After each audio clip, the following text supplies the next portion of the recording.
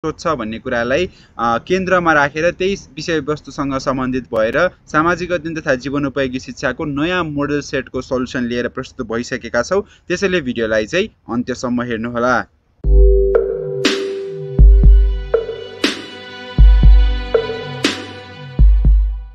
ल अब सुरुमा हामी चाहिँ यो subject social studies generally management अथवा आर्ट्स अथवा एजुकेसन फ्याकल्टी को स्टुडेन्ट ल फ्याकल्टी वाको स्टुडेन्टमा चाहिँ कम्पलसरी सब्जेक्टको रूपमा नै रहेको छ र धेरै जसो स्टुडेन्टलाई चाहिँ पछिल्लो एकाडेमिक इक्जाम्सहरूलाई हेर्ने हो भनेपछि बोर्ड इक्जाममा चाहिँ धेरै जसो स्टुडेन्टलाई सोशलमा एकदमै धेरै प्रब्लम भएको चाहिँ मैले देखेको छु है। सो मेरो एक्सपिरियन्स पनि रहेको छ, सोशल 2-3 वर्ष पढाइरहेको, त्यो अनुभवमा पनि धेरै स्टुडेन्टको त्यहाँ चाहिँ प्रब्लम भेटेको छु। अब प्रब्लम मेन हुनुको कारण चाहिँ के हो भनेपछि अलिकति धेरै प्र्याक्टिस नहुनु पनि एउटा प्रब्लम रहेको छ। अनि अर्को चाहिँ सोशलमा चाहिँ अलिकति बढी क्रिएटिभ हुनु चाहिँ, क्रिएटिभ राइटिङ स्किल हुनु चाहिँ एकदमै जरुरी रहेको छ। त्यो प्रब्लमले गर्दा चाहिँ लाइक मोस्टली धेरै स्टुडेन्टको चाहिँ मार्क्स कमाउने अथवा स्टुडेन्टहरूमा एनजी लाग्ने पनि समस्या देखेको छ है। सो त्यो समस्यालाई चाहिँ अभियसली पनि हामी बिङ सोशलको युट्युब च्यानलको मार्फतबाट सल्भ गर्नको लागि सोशलसँग रिलेटेड भएर कम्प्लिट सिलेबसको भिडियो, त्यस सँगसँगै रिभिजन सिरिजमा चाहिँ तपाईँ एउटा भिडियो हेरेर नै एउटा युनिटको कम्प्लिट वान शटमा रिभाइज गर्न सक्ने भिडियोहरू पनि अलरेडी अपलोड गरिसकेका छौँ। सो त्यो भिडियोजहरू पनि तपाईँले चाहिँ चेकआउट गर्नुभयो भने चाहिँ सजिलो हुनेछ। आजको भिडियोको लागि चाहिँ हामी मोडल क्वेसनमा नै डिस्कस गर्नेछौँ। यो चाहिँ मोडल क्वेसन सँगसँगै 2081 मा जुन बोर्ड इक्जाम भयो नि, त्यो बोर्ड इक्जाममा एनईबीले सोधेको क्वेसन पनि रहेको छ है। सो जसले इक्जाम दिँदै हुनुहुन्छ अथवा जो अपकमिङ टर्मिनल इक्जाम्स भयो, बोर्ड इक्जाम जुनसुकैको लागि पनि यो प्र्याक्टिस मटेरियल्स तथा रेफरेन्स मटेरियलको लागि चाहिँ एकदमै धेरै हेल्पफुल हुनेछ। क्वेसन यही प्याटर्नमा सोध्छ, क्वेसन यही सोध्छ चाहिँ भन्न कसैले पनि भन्न मिल्दैन होइन, तर क्वेसन यही प्याटर्नमा चाहिँ सोध्नेछ भन्ने कुरा चाहिँ बुझ्नु होला र त्यो प्याटर्नले म पछि एक्सप्लेन गर्दै पनि जानेछु है। सो एनईबीले सोधेको क्वेसन थियो, त्यही भएर चाहिँ सब्जेक्टको त्यहाँ मेन्सन गरिएको छ। एनईबी ग्रेड 12 सामाजिक अध्ययन तथा जीवनोपयोगी शिक्षा भयो, नयाँ पाठ्यक्रमको लागि हो भनेर चाहिँ बुझ्नु होला यो। सो अब यसको फुल मार्क्स चाहिँ 75 नै हुने गर्छ। तपाईँलाई टाइम चाहिँ 3 आवर्स रहेको हुन्छ। 3 घन्टामा तपाईँले 75 पूर्णाङ्कको चाहिँ सामाजिक अध्ययनको प्रश्नपत्र चाहिँ हल गर्नुपर्ने हुन्छ है। सो पहिलो तपाईँको समूह क हुने गर्छ, कुरा बुझ्नु होला। समूह कमा तपाईँलाई 11वटा प्रश्न सोधेको हुन्छ। प्रत्येक प्रश्नको अङ्कबार 1 हुने गरी समूह क को अङ्कबार तपाईँलाई 11 रहेको हुन्छ भनेर बुझ्नु होला। यसमा तपाईँले अति संक्षिप्त उत्तरात्मक प्रश्नहरूको चाहिँ उत्तर लेख्नुपर्ने हुन्छ है। भनेपछि तपाईँले मोस्टली चाहिँ एक वाक्यमा चाहिँ उत्तर लेखेपछि सही उत्तर लेख्नु भएको छ, सान्दर्भिक उत्तर लेख्नु भएको छ प्रश्नले मागेको अनुसार भनेपछि 1 अङ्क सहजै प्राप्त चाहिँ गर्न सक्नुहुन्छ। ल पहिलो प्रश्नतर्फ अघि बढौँ। पहिलो प्रश्न भन्दा पनि म तपाईँलाई यो जुन यो सर्ट क्वेसन्स, यो अति संक्षिप्त उत्तरात्मक प्रश्नहरू छ नि, तिन चाहिँ कसरी सोध्छ भनेर पनि म भनिदिन्छु है। जस्तै तपाईँको चाहिँ सोशलको पहिलो 3वटा युनिट रहेको छ नि, 1, 2, 3 युनिट्सबाट चाहिँ 4वटा क्वेसन सोध्छ भनेर चाहिँ बुझ्नु होला है। त्यो सोशलको 1, 2, 3 युनिट्समा चाहिँ पहिले सामाजिक अध्ययन भयो, त्यसपछि तपाईँको त्यो अध्ययन अनुसन्धानका प्रक्रियाहरू रहेको छ अनि त्यसमा चाहिँ तेस्रो एकाइ चाहिँ जीवनोपयोगी सिप रहेको छ। सो यो 3वटा एकाइबाट चाहिँ तपाईँलाई सुरुको 4वटा प्रश्न चाहिँ सोध्छ अति संक्षिप्त प्रश्नहरू भनेर चाहिँ बुझ्नु होला है। र पहिलो प्रश्न के रहेको छ, सामाजिक अध्ययनको एक प्रमुख उद्देश्य उल्लेख गर्नुहोस् भन्यो है। अब यसको उत्तर लेख्दाखेरि नागरिकलाई समाज र राष्ट्रको बारेमा सचेत गराउनु र व्यक्तित्व विकास गराउनु सामाजिक अध्ययनको प्रमुख उद्देश्य हो भनेर हामीले यसरी सट्ट एक वाक्यमा क्वेसनले मागेको मिठो उत्तर लेख्न सक्यो भनेपछि 1 अङ्क प्राप्त गर्न सहजै हुन्छ है, कुनै अप्ठ्यारो कुरा होइन। अनि त्यस 2 नम्बरमा हेरौँ। पाश्चात्य चिन्तनमा पुनर्जागरण युगलाई प्रबोध युग वा ज्ञानोद्दीप युग पनि भनिन्छ, किन? एक वाक्यमा लेख्नुहोस् है। सो हामीले अब पूर्वीय चिन्तन र पाश्चात्य चिन्तनको बारेमा पढ्नुपर्छ। अब त्यही पाश्चात्य चिन्तनको एउटा युग रहेको थियो जसलाई हामीले नेपालीमा पुनर्जागरण भन्छौँ अनि इङ्ग्लिसमा चाहिँ रिनाइसा पिरियड भनेर पनि भन्ने गर्छौँ है। सो त्यो युगलाई चाहिँ किन प्रबोध युग अथवा ज्ञानोद्दीप युग चाहिँ किन भनिएको, त्यही कुरा चाहिँ लेख्नुपर्छ है। सो अब तपाईँले यस्तो प्रश्न अब कहिले पनि पाठमा नपढेको हो नि त, पाठमा छैन त्यो क्वेसन त, तर यस्तो क्वेसन आइदियो भने पनि कसरी आफ्नो हुन्छ लजिक कसरी लगाउने भन्ने कुरा पनि यहाँ एकदमै म्याटर गर्छ है। जस्तै ज्ञानोद्दीप भनेको छ नि, अब ज्ञानोद्दीप भन्दा बित्तिकै त्यहाँ चाहिँ ज्ञानको एकदमै उच्चतम विकास भएको थियो होला, मानिसहरू त्यति बेलाको एकदमै ज्ञानी थियो होला भन्ने कुराहरू त अलिकति लजिक दिमागमा त्यही कुरा आउँछ नि त, हो त्यति कुरा लेख्दै पनि आन्सर मिलिहाल्छ कि। सो त्यसरी चाहिँ अलिकति क्वेसनमा दिएको टर्म्सहरूलाई नै एनालाइज गरेर पनि कहिलेकाहीँ आन्सर लेख्न सकिन्छ है। सो यसको उत्तर लेख्दा चाहिँ पुनर्जागरण युगलाई प्रबोध युग भनिन्छ किनकि यसले विज्ञान, कला र साहित्यमा नयाँ विचारहरूको पुनर्जागरण गरेको थियो है। सो एकदमै विद्वान व्यक्तिहरू लियोनार्दो दा भिन्चीहरू भयो, ग्यालिलियो विज्ञानको क्षेत्रमा, कलाको क्षेत्रमा, साहित्यको क्षेत्रमा चाहिँ एकदम उच्चतम विकास भएको थियो कि यो बेला चाहिँ, त्यही भएर धेरै ज्ञानका कुराहरू आएको भएर यसलाई चाहिँ ज्ञानोद्दीप युग अथवा प्रबोध युग भनिन्छ भनेर चाहिँ हामीले उत्तर लेख्न सक्छौँ। 3 नम्बरको प्रश्न हेरौँ। तपाईले सामाजिक अनुसन्धानबाट प्राप्त गरेको तथ्याङ्कलाई चित्रात्मक प्रस्तुतिमा किन सहज मान्नुहुन्छ? आफ्नो अनुभव एक वाक्यमा लेख्नुहोस् है। यो वाक्यमा हो, स भएछ। आफ्नो वाक्यमा चाहिँ चित्रात्मक प्रस्तुति किन सहज हुन्छ भनेपछि चित्रात्मक प्रस्तुतिमा तथ्याङ्कलाई बिना कुनै दोहोरो अर्थ सजिलै बुझाउन मद्दत गर्छ, त्यही भएर सहज हुन्छ भनेर चाहिँ हामीले यसरी एक वाक्यमा लेख्न सक्छौँ। त्योत्रमा त सजिलो भयो नि त बुझ्न, दोहोरो अर्थ पनि लाग्दैन पढे जस्तो। अनि 4 नम्बरको प्रश्न हेरौँ। तपाईँ अध्ययन प्रस्तावना संरचनाको कुन पक्षलाई सबभन्दा बढी महत्त्वपूर्ण ठान्नुहुन्छ? आफ्नो तर्क कार्यसहित एक वाक्यमा लेख्नुहोस् भनेको छ है। अब चाहिँ अध्ययन प्रस्तावनाको संरचनामा चाहिँ धेरै पक्षहरू रहन्छन्। सुरुमा चाहिँ परिचय हुन्छ, समस्याको कथन हुन्छ, अनि त्यसपछि उद्देश्यहरू हुने गर्छन्, साहित्य पुनरावलोकन हुन्छन्, अध्ययन विधि हुन्छ, निष्कर्ष हुन्छ हैन। त्यो मध्ये चाहिँ तपाईले सबभन्दा बढी कुन महत्त्वपूर्ण लाग्छ? आफ्नो तर्क लेख्ने भनेको छ। अब तपाईलाई परिचय लाग्छ भने परिचय लेख्नु होला, साहित्य पुनरावलोकन लाग्छ भने त्यो लेख्नु होला। अब मैले चाहिँ यसको उत्तर लेख्दाखेरि अध्ययन प्रस्तावनामा अनुसन्धानको उद्देश्यलाई चाहिँ मैले सबभन्दा महत्त्वपूर्ण ठान्छु, किनकि यसले अनुसन्धानको दिशा र महत्त्वलाई चाहिँ स्पष्ट पार्ने गर्छ भनेर चाहिँ मैले यसरी आफ्नो तर्क पनि एक वाक्यमा लेखेँ। यो चाहिँ हाम्रो तपाईको एकाइ 1, 2 र 3 बाट सोधिएका 4वटा अति छोटो प्रश्न उत्तर रहेका थिए है। अब तपाईलाई एकाइ 4, 5 र 6 है। एकाइ 4, 5, 6, एकाइ 4, 5, 6 र 7, यो 4वटा एकाइ 4, 5, 6, 7 बाट चाहिँ तपाईलाई जम्मा 2वटा मात्र के गर्ने गर्छ? छोटो 2वटा मात्र छोटो उत्तर, अति छोटो उत्तर प्रश्न चाहिँ सोध्ने गर्छ है। तपाईँ आफ्नो विद्यालय वा समुदायमा रहेको अपाङ्ग भएको व्यक्तिको सहज जीवनयापनको लागि कसरी सहयोग गर्नुहुन्छ? आफ्नो भूमिका एक वाक्यमा लेख्नुहोस् भनेको छ है। सो हाम्रो यो चाहिँ वर्ग विभाजनमा हामीले अपाङ्गता भएका व्यक्तिहरूको बारेमा पढ्यौँ नि त त्यो पाठमा। सो त्यो पाठबाटै सोधेको छ हामीलाई। यसको उत्तर लेख्दा अपाङ्गता भएका व्यक्तिको सहज जीवनयापनको लागि मैले उहाँहरूलाई सहज हुने शैक्षिक सामग्री प्रदान गरेर प्रोत्साहन गर्थेँ है। सो मैले चाहिँ उहाँहरूलाई जस्तै यदि उहाँहरूले चाहिँ आँखामा देख्न समस्या हुनुहुन्छ भने ब्रेल लिपिमा अध्ययन गराइनुपर्छ उहाँलाई भनेर प्रोत्साहन गर्थेँ। त त्यसको लागि मैले आवाज उठाउँथेँ, एडभोकेसी गर्थेँ। अनि यदि कसैले चाहिँ कानको समस्या छ होइन, सुन्न अलि समस्या छ भने चाहिँ त्यो हेरिङ एड डिभाइसेसहरू दिने, यन्त्रहरू दिने। अनि त्यसै गरी विद्यालयका संरचनाहरू पनि अपाङ्ग मैत्री बनाउने भन्ने कुरामा चाहिँ मैले त्यो चाहिँ पहल गर्थेँ अनि उनीहरूको जीवनयापनलाई चाहिँ सहज गराउँथेँ भनेर चाहिँ उत्तर लेख्न सकिन्छ है। 6 नम्बरको प्रश्नहरू। दिव्य उपदेशको अर्थ एक वाक्यमा लेख्नुहोस् भनेको छ। यो हाम्रो इतिहास, हाम्रो विगत भन्ने एकाइबाट चाहिँ सोधेको छ। अब दिव्य उपदेश भनेपछि तपाईँले पृथ्वीनारायण शाहको नेपाली एकीकरणको गर्दाखेरि उहाँले चाहिँ के काम गर्नुभयो भन्ने कुरा त पढेका थियौ। अनि त्यो पाठमा थोरै दिव्य उपदेश भनेर पनि त्यो रेड पार्टमा चाहिँ एउटा सानो बक्स गराएर चाहिँ रेड कलरमा चाहिँ हाइलाइट गरेर त्यो लेखेको थियो के। सो त्यही नै दिव्य उपदेश हो। अब त्यसको हामीले परिभाषा चाहिँ लेख्नुपर्ने हुन्छ है। सो पृथ्वीनारायण शाहले आफ्नो अन्त्यको समयमा अर्थात् आफ्नो मृत्यु हुने बेला चाहिँ आफ्ना भाइ भारदारहरूलाई दिएको उत्तम निर्देशन अथवा उपदेशलाई नै हामीले दिव्य उपदेश भनेर चाहिँ बुझ्ने गर्छौँ है। उहाँले चाहिँ हाम्रो राज्य व्यवस्था कस्तो हुनुपर्छ, सरकार कसरी चल्नुपर्छ भनेर चाहिँ विभिन्न कुराहरू चाहिँ आफ्ना भाइ भारदारलाई सिकाउनु भएको थियो, जसमा चाहिँ हाम्रो देशको कूटनीति राम्रो हुनुपर्छ होइन, अनि यो भ्रष्टाचार गर्नु हुँदैन। अनि यी सबै कुराहरू चाहिँ नेपाल चाहिँ सबैको साझा फुलबारी हो, मैले एक्लै बनाएको देश होइन भनेर त्यसरी चाहिँ जुन राम्रो राम्रो कुराहरू सिकाउनु भयो, जुन निर्देशन दिनुभयो, त्यसलाई नै हामीले दिव्य उपदेश भनेर चाहिँ बुझ्ने गर्छौँ। एक वाक्यमा यसरी लेख्न सकिन्छ। यो चाहिँ हामीलाई 4, 5, 6, 7 एकाइबाट सोधेका कुनै 2वटा प्रश्न उत्तर रहेका थिए। अब चाहिँ हामीलाई बाँकी रह्यो 8, 9, 10, 11 होइन। त्यो 4वटा एकाइबाट चाहिँ तपाईँलाई नेक्स्ट 4वटा क्वेसन चाहिँ सोध्छ भनेर 4, 5वटा क्वेसन चाहिँ सोध्छ भनेर चाहिँ बुझ्नु होला है। सो यसरी चाहिँ डिफ्रेन्ट एकाइबाट सोधिरहेको हुन्छ। 7 नम्बरको प्रश्न तपाईको सार्वजनिक महत्त्वको विषय सम्बन्धी सूचनाको हक हनन भयो भने उक्त विषयमा सूचनाको हक पाउने अधिकारलाई कसरी उपयोग गर्नुहुन्छ? एक प्रक्रिया उल्लेख गर्नुहोस् भन्यो है। तपाईसँग सूचनाको हक छ, हामीले नागरिक सचेतनाको एकाइमा पढेको सूचनाको हक। अब त्यो सूचनाको हक त छ, तर त्यो हनन भयो भनेपछि आफ्नो अधिकार पाउनको लागि तपाईँले के काम गर्नुहुन्छ? एउटा प्रक्रिया चाहिँ उल्लेख गर्नुहोस् भनेको छ है। त्यसको उत्तर लेख्दाखेरि सूचनाको हक ऐनको आधारमा सम्बन्धित निकायको सूचना अधिकारी समक्ष 15 दिनभित्र सूचना प्रदान गरिदिनु हुन भनी निवेदन पेश गर्छु है। जस्तै मेरो चाहिँ सूचनाको हक के थियो भनेपछि मेरो स्थानीय तहमा चाहिँ बजेटमा के कति कुरा चाहिँ कहाँ विनियोजन भयो त कहाँ छुट्याइयो भन्ने कुरा मलाई बुझ्नु थियो, तर त्यो सूचना चाहिँ मेरो स्थानीय तहले प्रकाशित गरेन भनेपछि त मेरो सूचनाको अधिकार सम्बन्धी हक त हनन भयो नि त। सो त्यसलाई अब मैले समाधान गर्नको निम्ति के गर्छु?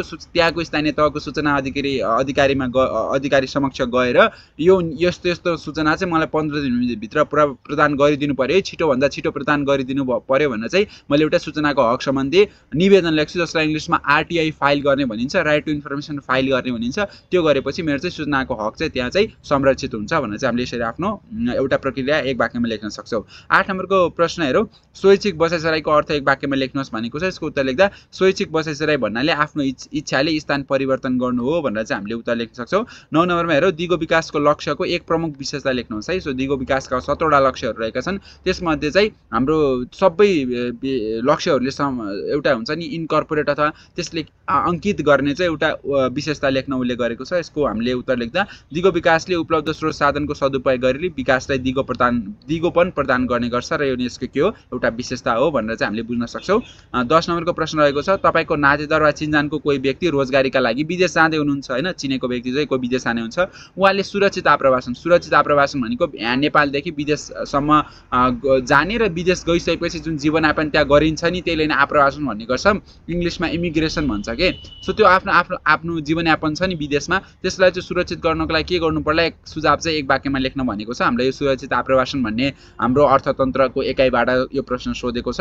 यसको उत्तर लेख्दाखेरि सुरक्षित आप्रवासनका लागि नेपाल सरकारले तोके बमोजिमको श्रम स्वीकृति लिने र उचित कानुनी परामर्श लिएर नेपाल सरकारले तोकेको देशहरूमा मात्र हामी चाहिँ रोजगारीका लागि जानुपर्छ भनेर चाहिँ मैले सुझाव दिन्थे भनेर यसरी उत्तर चाहिँ लेख्न सकिन्छ है। 11 नम्बरको हेरौँ, शिक्षाले सामाजिक परिवर्तनमा पार्ने प्रभाव एक वाक्यमा लेख्नुहोस् भनेको छ। यो हामीलाई अन्तिम नम्बरको शिक्षा र मानव संसाधन मानव स्रोत भन्ने एकाइबाट सोध्यो। यसको उत्तर लेख्दा शिक्षाले सामाजिक परिवर्तनका लागि चेतना र सशक्तिकरण दिन्छ र यो एउटा समाजमा परिवर्तनको आधार हो भनेर चाहिँ हामीले उत्तर लेख्न सक्छौँ है। सो यसरी हामीले समूह क का 11 वटा प्रश्न उत्तरको समाधान गर्यो र आशा गर्छु तपाईले कुन कुन एकाइबाट कसरी प्रश्न सोध्ने रहेछ भन्ने कुरा चाहिँ बुझ्नु भयो होला। अब हामी खण्ड ख अर्थात समूह ख तर्फ अघि बढ्छौँ। समूह ख मा तपाईले 8 वटा प्रश्नको उत्तर दिनुपर्ने हुन्छ।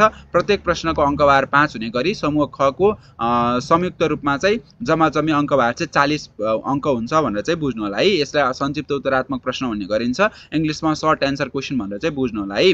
ल पहिलो प्रश्न चाहिँ तपाईलाई एकाइ 1, 2 र 3 बाट एउटा प्रश्न चाहिँ सोधेको हुन्छ भनेर चाहिँ बुझ्नु होला र प्रश्न नम्बर 12 चाहिँ अथवा हुन्छ भनेर बुझ्ने है। सो एकाइ 1, 2 र 3 बाट प्रश्न नम्बर 12 सोध्ने गर्छ, प्रश्न नम्बर 12 मा अथवा हुन्छ भनेर बुझ्नु होला है। अनि यसमा चाहिँ के सोधेको हुन्छ भने चाहिँ तपाईलाई अलिकति रचनात्मक प्रश्नहरु सोधेको हुन्छ, अलिकति बढी दिमाग खियाउने प्रश्न सोधेको हुन्छ, अलि बढी तपाई यहाँ चाहिँ क्रिएटिभ हुनुपर्छ, त्यस्तो टाइपको क्वेशन चाहिँ प्रश्न नम्बर 12 मा सोध्छ भनेर बुझ्नु होला।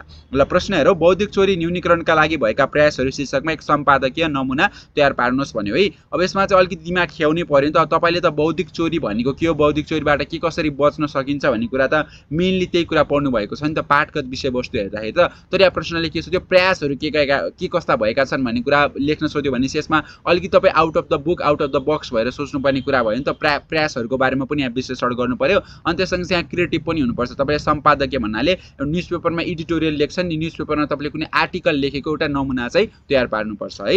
ल यस्तै प्रश्नहरु चाहिँ सोध्ने गरिन्छ। कहिलेकाहीँ तपाईलाई चिठी लेख्न सोधिन सकिन्छ अथवा तपाईलाई चाहिँ कुनै एउटा स्टेटमेन्ट दिएर बौद्धिक चोरीले बौद्धिक सम्पत्तिको हनन मात्र गर्दैन, सामाजिक रूपमा द्वन्द्व पनि सृजना गर्छ, यस वाक्यलाई उदाहरणसहित पुष्टि गर्नुहोस् भनेर त्यस्ता टाइपको उच्च दक्षताका प्रश्नहरु सोध्छ भनेर चाहिँ बुझ्नु होला। यसमा अलिकति बढी यसमा प्र्याक्टिस चाहिँ गर्नुपर्छ भन्छु म चाहिँ। ल अब यसमा हामीले सम्पादकीय लेख्दाखेरि सुरुमा चाहिँ टाइटल लेख्नुलाई यसरी बौद्धिक चोरी न्यूनीकरणका लागि भएका प्रयासहरु भनेर लेख्ने अनि अन्डरलाइन गर्नु होला। अनि त्यसपछि यो तपाईले सम्पादकीयको नमुना लेख्दाखेरि विशेषतः तीनवटा अनुच्छेदमा लेख्नु भयो भनेपछि सहज हुने गर्छ। सुरुमा चाहिँ तपाईले जनरली परिभाषा लेख्नु होला, अनि त्यसपछि के कस्ता प्रयासहरु भएका छन् त्यस लेख्ने अनि अन्तिममा चाहिँ निष्कर्ष लेख्न सकिन्छ। यसको उत्तर लेख्दाखेरि बौद्धिक चोरी अर्थात अरूको विचार अनुसन्धान वा सृजनात्मक कार्यले अनुमति बिना आफ्नै नाममा प्रस्तुत गर्ने कार्य शैक्षिक तथा प्राविधिक क्षेत्रका लागि गम्भीर चुनौती बनेको छ। यसले न केवल लेखक वा अनुसन्धानकर्ताको अधिकार हनन गर्छ तर शैक्षिक मूल्य र प्रतिष्ठालाई पनि खतरामा पार्छ भनेर चाहिँ हामीले सुरुमा चाहिँ बौद्धिक चोरी भनेको के हो र यसले चाहिँ कसरी प्रभाव पार्छ भन्ने कुरालाई उल्लेख गर्यो। अब हामीले समाधानका मतलब न्यूनीकरणका प्रयासहरु नै उल्लेख गर्नुपर्ने मुख्यतः। सो बौद्धिक चोरी न्यूनीकरणका लागि विभिन्न प्रयासहरु भएका छन्। पहिलो शैक्षिक संस्थाहरूले नीतिगत रूपमा कडा मापदण्ड अपनाएका छन् जसमा बौद्धिक चोरी विरुद्ध स्पष्ट नीति र यसका परिणामहरु पनि समावेश छन् है। बौद्धिक चोरी गर्यो भने चाहिँ यस्तो लाइक हुन्छ नि कन्सिक्वेन्सेस परिणाम चाहिँ भोग्नुपर्छ भनेर यो समावेश गरेका छन्। दोस्रो चाहिँ प्लेगरिजम भनेको इंग्लिशमा प्लेगरिजम बौद्धिक चोरी नै भनिन्छ। प्लेगरिजम जाँच गर्ने सफ्टवेयरहरु चाहिँ विभिन्न विकास गरेका छन् जसले गर्दा चाहिँ चाहिँ बौद्धिक चोरीलाई रोक्नको लागि महत्त्वपूर्ण भूमिका खेलेको छ। दोस्रो भयो त्यसै शिक्षण प्रणालीमा सुधार गरेर विद्यार्थीहरूलाई मौलिक सोच र लेखनको महत्त्व बुझाउने कार्यमा जोड दिएको छ है। सो कपी गरेर मात्र हुँदैन, अलिकति आफू बढी क्रिएटिभ हुनु पर्यो, मौलिक तरिकाले लेख्नु पर्यो भन्ने कुरामा जोड दिएको छ। चौथो चाहिँ अनलाइन स्रोतहरूमा प्रयोग गर्दा स्रोतको सही उल्लेख गर्ने अभ्यासलाई पनि प्रोत्साहित गर्नेतर्फ ध्यान दिनुपर्छ है। यो सँगसँगै हामीले चाहिँ केही रिसोर्सेसहरू अनलाइनबाट लिएका छौँ भने त्यसको सोर्स के हो होइन, त्यसको रिफरेन्स के हो, साइटेसन चाहिँ हामीले गर्नुपर्छ भन्ने कुरामा सिकाएको छ। र अन्त्यमा सार्वजनिक जागरुकताका अभियानहरूले बौद्धिक चोरीको परिणामबारे सबैलाई जानकार गराउँदै जिम्मेवार लेखन र अनुसन्धानको संस्कारलाई प्रवर्धन गरेको छ भनेर चाहिँ हामीले यसरी उल्लेख गर्यो के कस्ता भएको छ र अन्तिममा निष्कर्ष लेख्दाखेरि यो प्रयासलाई निरन्तरता दिन र अझ बढी प्रभावकारी बनाउन शैक्षिक र प्राविधिक क्षेत्रमा नैतिकता, जिम्मेवारी र मौलिकताको महत्त्वलाई निरन्तर रूपमा प्रोत्साहित गर्न आवश्यक छ। बौद्धिक चोरीको न्यूनीकरणले मात्र शैक्षिक क्षेत्रमा विश्वसनीयता र इमानदारीको संस्कार विकास गर्न सकिन्छ भनेर चाहिँ हामीले यसरी 5 अङ्कको लागि यति लेख्यो भने चाहिँ तपाईँले 5 मा 5 नै पाउनुहुन्छ। यति दामी आन्सर लेखेपछि ल यो एकदमै राम्रो छ। अनि अथवामा हेरौँ, अथवा यसमा मैले भनेको थिएँ अथवाको प्रश्न सोध्छ भनेर। अब यसमा चाहिँ के सोध्यो, सामाजिक अध्ययन अनुसन्धानमा तथ्याङ्क तथा सूचनाको औचित्य शीर्षकमा एक सम्पादकीय नमुना तयार पार्नुहोस् भन्यो है। यहाँ पनि सम्पादकीय नै हो, तर यसमा चाहिँ के भनेको छ, टपिक फरक दिएको छ। अब यो कुरा बुझ्न लागि कहिलेकाहीँ तपाईँलाई अध्ययन प्रस्तावनाको एउटा हुन्छ नि कभर पेज सुरुको पृष्ठ पेज बनाउन पनि सोध्न सक्छ, अध्ययन प्रस्तावना लेख्नुहोस् भनेर पनि सोध्न सक्छ। यसका लागि मैले अगाडि नै अपलोड गरेका डिफ्रेन्ट मोडल क्वेसनका भिडियोहरू रहेका छन्, त्यो पनि तपाईँले हेर्न सक्नुहुन्छ। त्यहाँबाट पनि कस्तो कस्तो क्वेसन सोध्न सकिने रहेछ भनेर चाहिँ एउटा आइडिया चाहिँ आउँछ नि त। अब यसमा तपाईँले यो मोडल क्वेसन हेर्दै हुनुहुन्छ मतलब फेरि यही क्वेसन नै रिपिट गरेर सबै यही क्वेसन आउँछ भन्ने होइन है। यो कुरा मैले भनिरहेको छु, रिपिट गरिरहेको छु, यही क्वेसन आउँछ भन्ने होइन, यो प्याटर्नमा क्वेसन आउँछ भन्न खोजेको है। अब यस्तै क्वेसन के आउँछ भन्नको लागि त तपाईँले मल्टिपल सेट्सहरू त प्र्याक्टिस गर्नु पर्यो। अनि त्यो चाहिँ हाम्रो बिङ सोसियलको युट्युब च्यानलको भिडियोमा प्रशस्त रहेका छन्। एकपटक च्यानललाई गएर एक्सप्लोर गर्ने काम चाहिँ तपाईँको पनि रहन्छ है त्यहाँ चाहिँ। ल अब यो प्रश्न अथवामा रहेको छ, यसमा हामीले अनुसन्धान गर्दाखेरि सूचना र तथ्याङ्कले चाहिँ के महत्त्व, औचित्य भनेको के महत्त्व रहेको छ, उनीहरूको महत्त्व के हो, त्यही कुरालाई नै हामीले चाहिँ लेख्नुपर्ने हुन्छ। यसको उत्तर मैले यहाँ प्रस्तुत गरेको छु। अब सूचना र तथ्याङ्क बिना त कुनै पनि अनुसन्धान हुन सक्दैन। अनि अनुसन्धानको रिजल्ट के हुन्छ, निष्कर्ष के हुन्छ भन्ने कुरा पनि हामीलाई थाहा हुँदैन होइन। अब जस्तै कुनै पनि समुदायमा चाहिँ गरिबको अवस्था हामीलाई बुझ्नु, सठिक रूपमा बुझ्नु छ भने चाहिँ त्यहाँ चाहिँ गरिबको रेखा मुनि रहेका मानिसहरूको एक्ज्याक्ट डेटा के छ, तथ्याङ्क के छ, त्यो हामीलाई आवश्यक पर्छ। अनि त्यो तथ्याङ्क थाहा भएपछि मात्र हामीले जनसङ्ख्याको हिसाबले नीति निर्माणमा हामीले एकदमै सठिक रूपले नीति निर्माण गर्न सक्छौँ। होइन भने चाहिँ केही कुरा लाइक अनुसन्धान गरेको केही औचित्य नै त्यहाँ देखिँदैन के। सो इन्फर्मेसन र डेटाहरूको एकदमै इम्पोर्टेन्ट रोल छ भन्ने कुरालाई चाहिँ मैले यो सम्पादकीयको रूपमा चाहिँ प्रस्तुत गरेको छु। यसलाई तपाईँले एकपटक भिडियो पज गरेर आफै पनि पढ्न सक्नुहुन्छ, आफ्नो कपीमा पनि लेख्न सक्नुहुन्छ है। ल ठिक छ, अब हामी प्रश्न नम्बर 13 तर्फ अघि बढौँ। यो हामीलाई प्रश्न नम्बर 13 चाहिँ अब हामीलाई 13 देखिका प्रश्नहरू चाहिँ हामीलाई एकाइ 4, 5, 6, 7 बाट सोध्छ भनेर चाहिँ बुझ्नु होला है। सो एकाइ 4 मा हामीलाई त्यो दर्शनको कुराहरू सोधेको छ नि, दर्शनको कुरा पढ्नुपर्छ नि, त्यही एकाइ 4 बाट यो प्रश्न नम्बर 13 सोधेको छ। असल व्यक्तित्व विकासमा दर्शनको महत्त्व 5 बुँदामा प्रश्न पार्नुहोस् भन्यो है। ल यसको हामीले उत्तर लेख्दाखेरि असल व्यक्तित्व विकासमा दर्शनको महत्त्व 5 बुँदामा प्रश्न पार्नुहोस् भन्ने प्रश्न नै भयो। अब यसलाई चाहिँ हामीले निम्न प्रश्न पारेको छ भनेर चाहिँ लेख्नु होला है, निम्न प्रश्न पारेको छ भनेर लेख्नु होला। अनि यसको उत्तर लेख्दाखेरि अझ राम्रोसँग लेख्दाखेरि चाहिँ दर्शन भनेको के हो त्यो कुराको तपाईँले सुरुमा परिभाषा दिनुभयो भने चाहिँ झन् सुनमा सुगन्ध थपिए जस्तै पनि हुन्छ है। अब मैले चाहिँ सठिक रूपमा ठ्याक्कै 5 वटा बुँदा मागेको छ भने चाहिँ मैले 5 वटा बुँदा मात्र लेखेको छु। तपाईँलाई अलिकति बढी राम्रो एन्सर गराउनु छ भने चाहिँ दर्शन भनेको के हो त्यसको परिभाषा लेखेर पनि तपाईँ चाहिँ अघि बढ्न सक्नुहुन्छ है। ल त्यसको महत्त्व चाहिँ के हुन्छ भने चाहिँ यस सुरुमा चाहिँ नैतिक विकास गर्ने गर्छ। दर्शनले व्यक्तिको नैतिकता र मूल्य प्रणालीलाई सुदृढ पार्न चाहिँ मद्दत गर्छ। अर्को चाहिँ जीवनको उद्देश्यमा यसले धेरै हेल्प गरेको हुन्छ। दर्शनले जीवनको अर्थ के हो र उद्देश्य खोज्नमा सहयोग पुर्याउने गर्छ। आत्मनिरीक्षण भनेको सेल्फ इभ्यालुएसन, सेल्फ रिफ्लेक्सन गर्नको लागि हेल्प गर्छ। दर्शनले आत्मनिरीक्षण गर्न प्रेरित गर्छ जसले आत्मज्ञान र व्यक्तित्वको व्यक्तित्वमा चाहिँ परिपक्वता ल्याउने गर्छ, मच्युरिटी ल्याउने गर्छ। समस्या समाधान, दर्शनले समस्याहरूलाई गहिरो दृष्टिकोणबारे बुझ्न र समाधान गर्न सक्षम बनाउँछ। अनि अर्को चाहिँ अन्तिम नम्बरको महत्त्व भनेको सहिष्णुता र सहअस्तित्व। दर्शनले अन्य विचारधाराप्रति सहिष्णुता र सहअस्तित्वको भावना विकसित गर्छ भनेर चाहिँ यसरी व्यक्तित्व विकासमा दर्शनको 5 वटा महत्त्वपूर्ण कुराहरूलाई चाहिँ 5 वटा बुँदाबाट मैले यसरी चाहिँ प्रश्न पारेँ है। त्यसरी लेख्दा हुन्छ। अब हामी अर्को प्रश्नतर्फ अघि बढ्यौँ। प्रश्न नम्बर 14 चाहिँ हामीलाई हाम्रो भूगोलबाट चाहिँ सोधिएको छ। तपाईँको दैनिक जीवनमा भूसूचना प्रणाली अर्थात् जियोग्राफिकल इन्फर्मेसन सिस्टम को प्रयोगले कसरी सहज बनाएको छ तपाईँको दैनिक जीवन चाहिँ तपाईले प्रयोग गर्नुभएको भूसूचना प्रणालीको उपयोगबारे आफ्नो अनुभव 4 बुँदामा प्रश्न पार्नुस् भनेको छ है। सो कसरी सहयोग बनाएको छ त्यही जीआईएसहरु गुगल म्याप्सहरु युज गर्नुहुन्छ नि त्यसले कसरी सहयोग बनायो त्यही कुरालाई चाहिँ हामीले लेख्नु पर्ने हुन्छ है। ल सुरुमा चाहिँ यसको उत्तर लेखौ भूसूचना प्रणाली जसलाई इंग्लिशमा जियोग्राफिकल इन्फर्मेसन सिस्टम अथवा जीआईएस भन्ने गरिन्छ। जीआईएस जीपीएस र रिमोट सेन्सिङको बारेमा चाहिँ तपाईले त्यो सोशलको बुकमा अभियसली पनि पढ्नु भएको छ। एक अत्याधुनिक प्रविधि हो जसले भूगोल भौतिक ढाँचाहरू र अन्य स्थानीय सूचनाहरूको विश्लेषण व्यवस्थापन र दृश्याङ्कन गर्नका लागि प्रयोग गरिन्छ।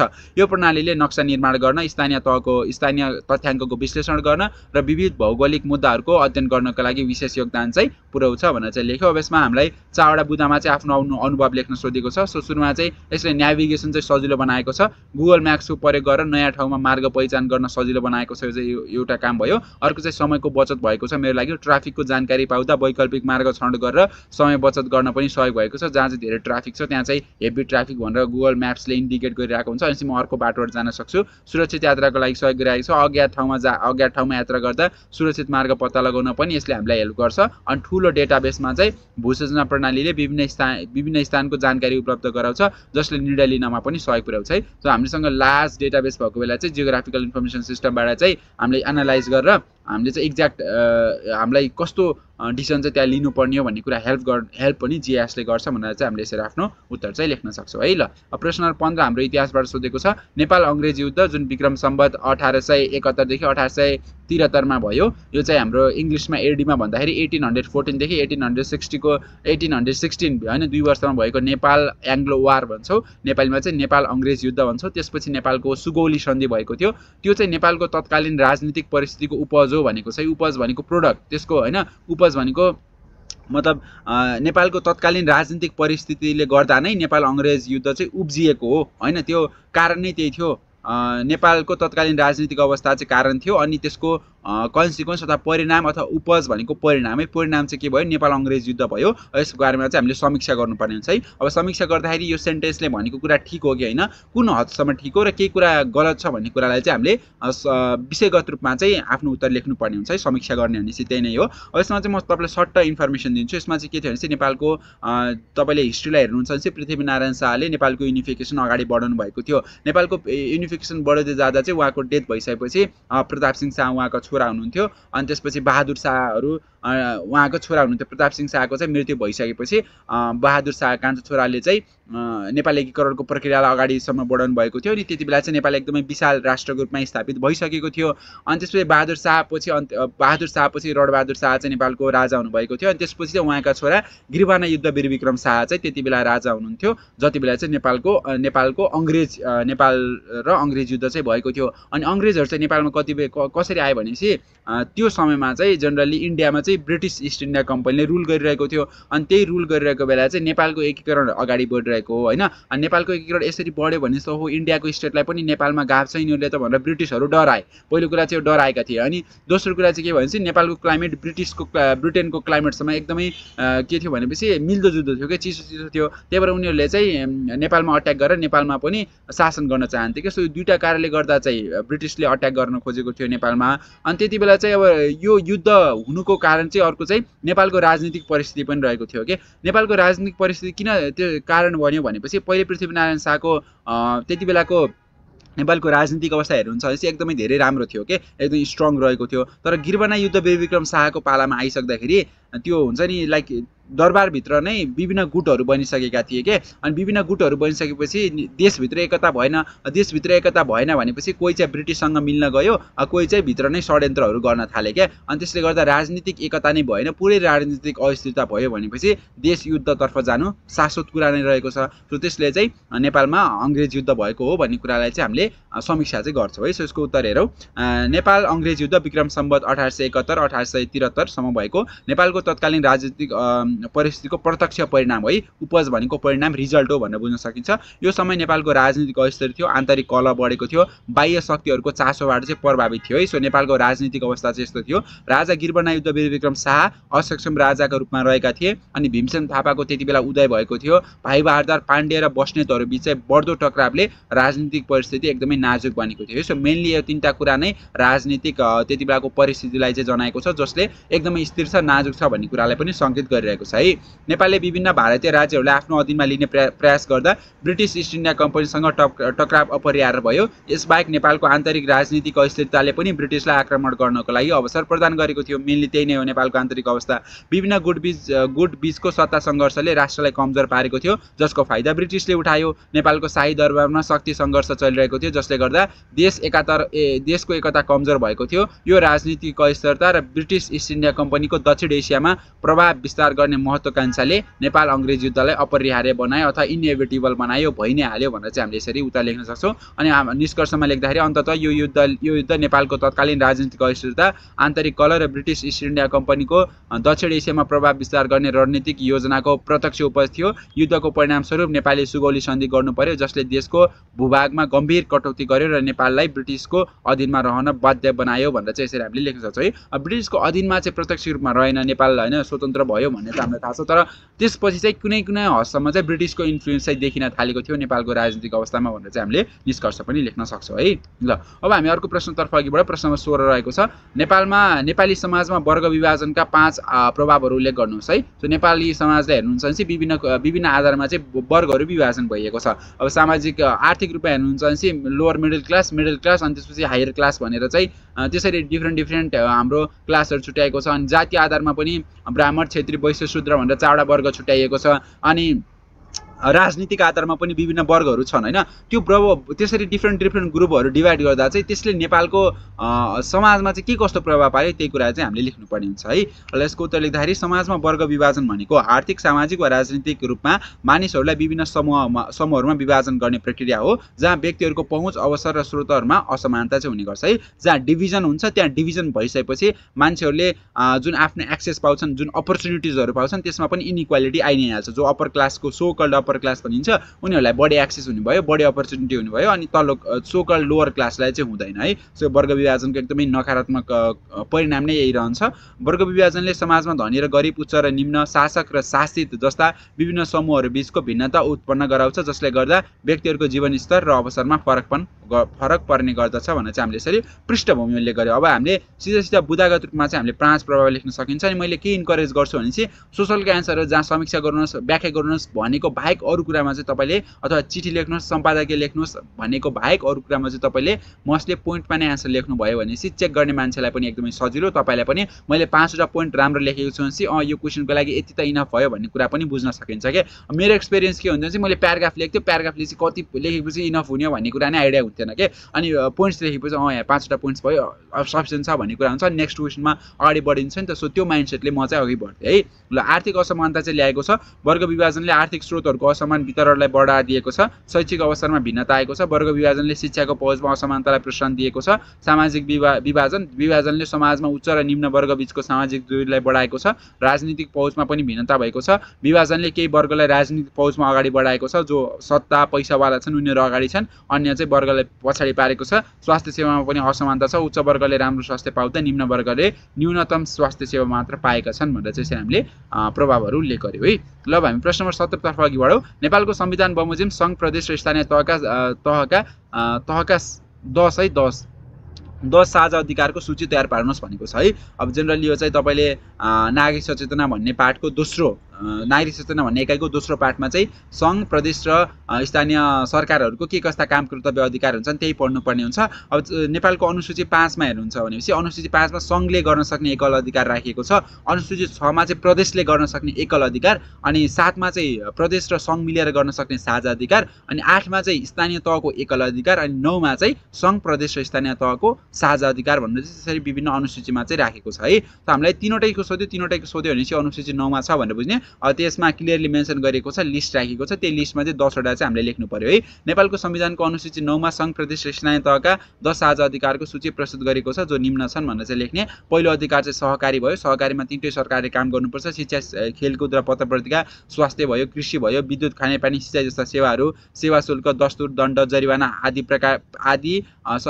जरिवाना तथा प्राकृतिक स्रोतबाट प्राप्त रोयल्टी, पर्यटन शुल्कहरूमा सबै 3वटै सरकारको अधिकार हुन्छ। खानी खनिज भयो, विद्युत व्यवस्थापनमा सबै 3वटै सरकारले लिनुपर्छ, काम गर्नुपर्छ। अनि त्यसपछि कुम्बासी व्यवस्थापन भयो, अनि सहरी साधन अनुमति यी यस्ता विभिन्न कुराहरुमा चाहिँ संघ प्रदेश र केन्द्र सरकारको साझा अधिकार हुन्छ भने चाहिँ 10 सूची चाहिँ यहाँ उल्लेख गरेको 10 भन्दा बढी छ त्यसलाई चाहिँ तपाईले एकपटक आफै पनि अध्ययन गर्न सक्नुहुन्छ है। ल यसमा चाहिँ तपाईले सबै पढ्नलाई कहिलेकाहीँ चाहिँ संघ प्रदेशको साझा भनेर पनि सोध्न सक्छ स्थानीय तहको एकल अधिकार भनेर पनि तपाईले चाहिँ सोध्न सक्छ त्यही अनुसार चाहिँ तपाईले यसको उत्तर चाहिँ लेख्नुपर्छ है। ल प्रश्न 18 तर्फ गएर संविधान पनि हेर्नुलाई तपाईले एकपटक संविधान हेर्नु संविधानमा एकदमै सठिक रूपमा राखेको हुन्छ। प्रश्न 18 नेपालका नगरपालिका घोषणाका आधारले सहरीकरणको मापदण्ड मानेको सन्दर्भमा व्यवस्थित सहरीकरणको अवधारणा विकास गर्न के गर्नुपर्ला। नेपालमा चाहिँ सहर कसलाई भनिन्छ सहर यसलाई भनिन्छ जसलाई नगरपालिका घोषणा गरेको छ भने त्यो सहर नै हो। अब तिनै मापदण्ड राखेको छ नि त नेपालमा सहरीकरणको मापदण्ड भनेको त्यो ठाउँ नगरपालिकाको रूपमा घोषणा भएको छ भने त्यो नै सहरीकरण भएको मानिन्छ। अब यो अवस्थामा यो सन्दर्भमा चाहिँ हामीले सहरीकरणलाई व्यवस्थित गर्नको लागि के कस्ता कुरामा चाहिँ ध्यान दिनुपर्छ के कस्ता कुरा चाहिँ गर्नुपर्छ होला आफ्नो सुझाव चाहिँ 5 बुँदामा उल्लेख गर्नुस् भनेर चाहिँ भनेको छ है। हामीले सहरलाई राम्रो गर्नको लागि व्यवस्थित गर्नको लागि प्रदूषण मुक्त गर्नको लागि वातावरण मैत्री बनाउनको लागि सेवा सुविधा सहज बनाउनको लागि के गर्नुपर्छ त्यही कुरा नै उल्लेख गर्नु पर्यो है। उसको उल्लेख व्यवस्थित गरेर सहरीकरण योजना भनेको कुनै पनि सहरी क्षेत्रको विकास र विस्तारलाई दिगो सुनियोजित अनि वातावरण मैत्री तरिकाले व्यवस्थापन गर्ने प्रक्रिया हो। यसमा सहरी संरचनाको योजना बनाउने आधारभूत सेवा सुविधा जस्तै यातायात खानेपानी शिक्षा स्वास्थ्यको पहुँच सुनिश्चित गर्ने जनसङ्ख्याको घनत्वलाई व्यवस्थापन गर्ने वातावरण प्रभावको न्यूनीकरण समुदायको सामाजिक आर्थिक विकासलाई समन्वय तरिकाले अघि बढाउने कुरा चाहिँ समावेश रहेको हुन्छ है। सो के कुरा समावेश हुन्छ भन्ने कुरा चाहिँ बुझ्नु होला है। व्यवस्थित सहरीकरणमा चाहिँ यी कुरा समावेश हुन्छ भनेर चाहिँ बुझ्नु होला।